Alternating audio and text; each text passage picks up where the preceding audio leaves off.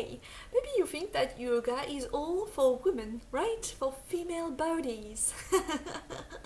What? I don't think we understand what is yoga, right? Yoga is not about female body and male body. Yoga is about human. It's about it's about life. It's about understanding, about questioning. Who the heck am I? What is this reality? Is this a dream? Is this a joke? Does it have a sense? Does it have no sense? What? How am I working?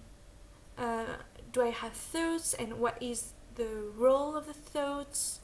How do they impact my daily life? Am I my thoughts? Am I my body? What is my body? So you see, where is it pertinent? What body do you have, and how is it? Like, you know. No.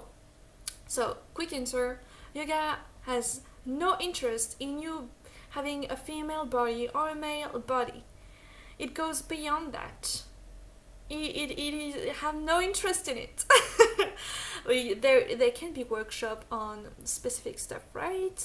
But when we talk about yoga, then we are talking about something that isn't as dual as that, and is looking and inquiring universal questions, right?